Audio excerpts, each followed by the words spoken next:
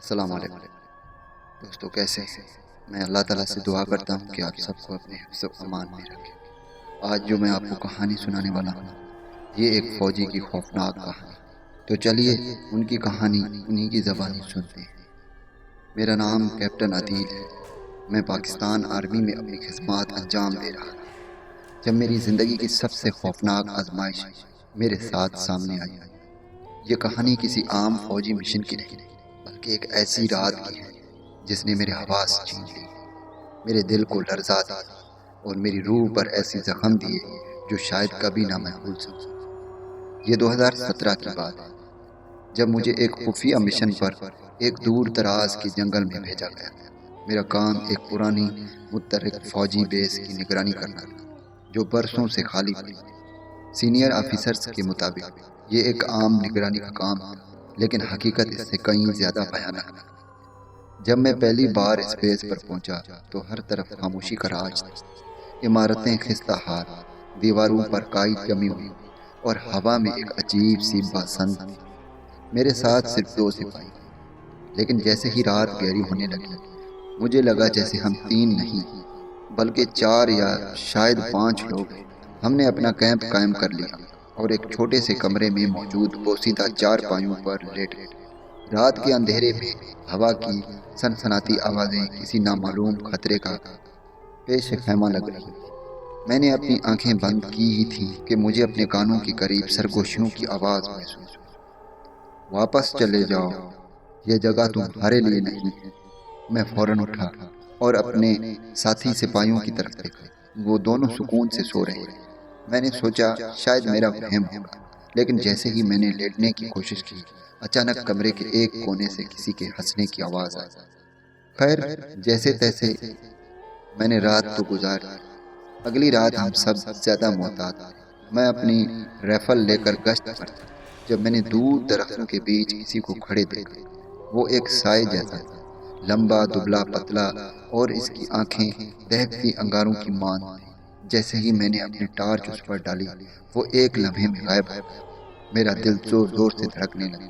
میں نے اپنے ساتھیوں کو بلایا، لیکن جب تک وہ آئے وہاں کچھ نہیں تھا۔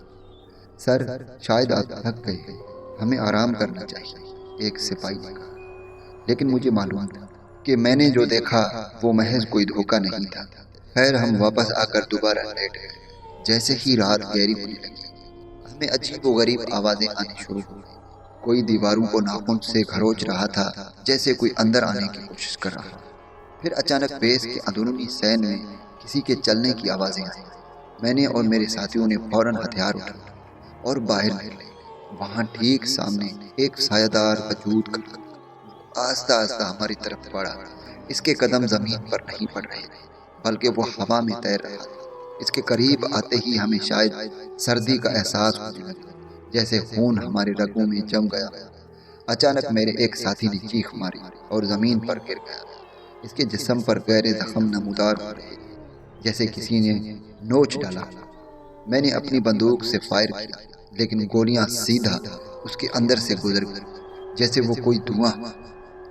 ہم نے فیصلہ کیا کہ صبح ہونے سے پہلے ہمیں یہاں سے نکل جانا چاہیے، لیکن ایسا لگ رہا تھا جیسے وہ مخلوق ہمیں زندہ نہیں چھوڑنا چاہتا۔ رات کے اندھیرے میں ہر طرف سے سرگوشیاں، چیخوں اور خراشوں کی آوازیں آ رہی تھیں۔ درختوں کے بیچ سے چہرے نظر آ رہے تھے اور زمین جیسے ہمارے قدموں کے نیچے لرز رہی تھی۔ ہم بدحواسی میں تیز قدموں سے بھاگ رہے تھے کہ اچانک پیچھے سے ایک چیخ سنائی دی۔ میں نے مڑ کر دیکھا تو ہماری ساتھی سپاہی امجد زمین پر گرا ہوا تھا۔ اس کے چہرے پر دہشت جم چکی تھی اور اس کی آنکھیں عجیب ہو چکی تھیں۔ میں اس کی طرف لپکا، مگر جیسے ہی میں نے اسے اٹھانے کی کوشش کی اس کے جسم پر گہرے خراشوں کے نشان ابھر آئے، جیسے کسی نے اپنے لمبے نوکیلے ناخنوں سے گوشت کو ادھیڑ کر رکھ دیا۔ مجھے یہاں سے نکالو، یہ جگہ بہت خوفناک ہے، امجد نے ہمتے ہوئے کہا۔ مگر اسی لمحے جیسے ہی میں نے اس کا ہاتھ پکڑا ایک زوردار جھٹکے کے ساتھ وہ زمین میں دھنسنے لگا۔ میں نے پوری طاقت لگا کر اس کو کھینچا، مگر کوئی نادیدہ طاقت اسے نیچے کھینچ رہی تھی۔ میرے دوسرے ساتھی حارث نے بھی آ کر مدد کی اور ہم دونوں نے بامشکل امجد کو بچا کر اٹھایا، مگر اس کی حالت بہت خراب ہو چکی تھی۔ اس کا جسم لرز رہا تھا اور اس کے کپڑے پسینے اور خون میں بھیگ چکے تھے۔ ہم نے اسے سہارا دے کر آگے بڑھانے کی کوشش کی، مگر جیسے ہی ہم کچھ قدم چلے، ہوا میں ایک سرد سرگوشی گونجی، تم یہاں سے نہیں بچ سکتے۔ اس آواز نے ہمارے حواس معطل کر دیے۔ ایسا لگ رہا تھا جیسے پورا جنگل ہمیں کھانے کو آ رہی ہے۔ ہمیں کچھ فاصلے پر ایک پرانی جھونپڑی نظر آئی۔ کوئی اور راستہ نہ دیکھ کر ہم اس کی طرف دوڑ پڑے۔ جھونپڑی بوسیدہ لکڑیوں سے بنی تھی۔ اس کے دروازے پر زنگ آلودہ زنجیریں لٹک رہی تھیں اور کھڑکیاں ہلکی ہلکی آواز میں چرچرا رہی تھیں، جیسے کوئی سرگوشیاں کر رہا۔ ہم نے جھونپڑی کے اندر قدم رکھا تو اندر کا منظر کسی قیامت سے کم نہ تھا۔ دیواروں پر خون کے چھینٹے تھے، پرانی لکڑی کی الماری خود بخود حرکت کر رہی تھی اور چھت سے کسی کے چلنے کی آوازیں آ رہی تھیں۔ اچانک دروازہ خود بخود بند ہو گیا۔ امجد نے چیخ کر باہر بھاگنے کی کوشش کی۔ یہ جگہ ہمیں زندہ نہیں چھوڑے گی، حارث نے کانپتی ہوئی آواز میں کہا۔ اس لمحے چھت سے ایک عجیب سرخ آنکھوں والا سایہ نیچے کودا۔ وہ انسانی شکل میں نہیں تھا۔ اس کے ناخن لمبے اور خون میں بھیگے ہوئے تھے اور اس کے چہرے سے ہڈیوں کی طرح سفید روشنی نکل رہی تھی۔ وہ ہمیں دیکھ کر غرانے لگا اور جھونپڑی میں روشنی مدھم پڑنے لگی۔ ہماری بندوقیں ہمارے ہاتھ میں تھیں، مگر ایسا لگ رہا تھا جیسے یہ کسی کام کی نہیں۔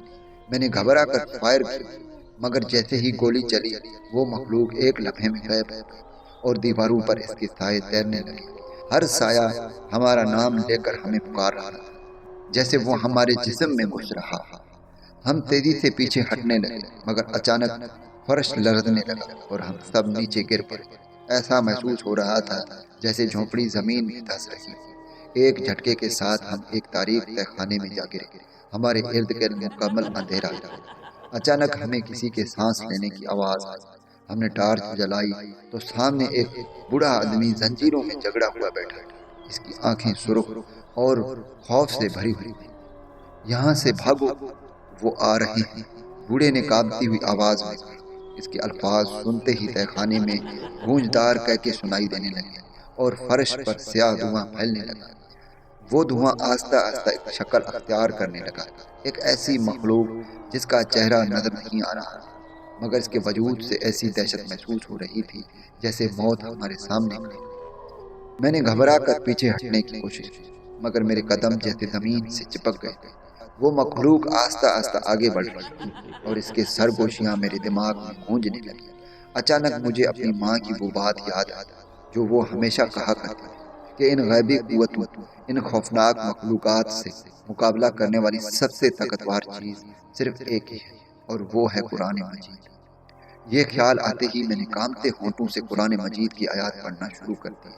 جیسے ہی میرے الفاظ فضا میں بلند ہوئے، مخلوق ایک زوردار چیخ کے ساتھ پیچھے ہٹنے لگی۔ تہہ خانے میں ایک زلزلے کی کیفیت پیدا ہوئی، دیواروں سے سیاہ دھواں نکلنے لگا اور کہکے ایک دردناک چیخ میں بدل گئی۔ اچانک ایک چمکدار روشنی پھیلی اور میں نے خود کو بے ہوش ہوتے محسوس کیا۔ جب میں نے دوبارہ ہوش سنبھالا تو میں اپنے کیمپ میں، لیکن کچھ عجیب تھا، میں اکیلا تھا، میرے باقی ساتھی کہیں نظر نہیں آ رہے۔ میں نے اٹھنے کی کوشش کی تو محسوس ہوا کہ میرے کپڑے خون میں لت پت ہیں اور ان پر کیچڑ بھی لگی ہوئی تھی۔ ایسا لگ رہا تھا جیسے میں کئی دنوں سے کسی دلدل میں گھوم رہا ہوں۔ میں نے چیخ کر اپنے ساتھیوں کو آواز دی، مگر کوئی جواب نہیں آیا۔ کیمپ کے خیمے خالی تھے، جیسے وہاں کوئی تھا ہی نہیں۔ میرا دل دھڑکنے لگا۔ کیا یہ سب کچھ ایک خواب تھا یا میں ہی واحد زندہ بچا تھا؟ اگر آپ کے ساتھ بھی کبھی ایسا خوفناک واقعات پیش آیا ہے تو آپ اپنی کہانی ہمیں ضرور شیئر کریں، تاکہ ہم اس کی ویڈیو بنا کر تمام بھائیوں کے ساتھ شیئر کر سکیں۔ تو ہمیں یاد رکھیں، پھر ملیں گے خوفناک کہانی میں۔ تب تک کے لیے اللہ حافظ۔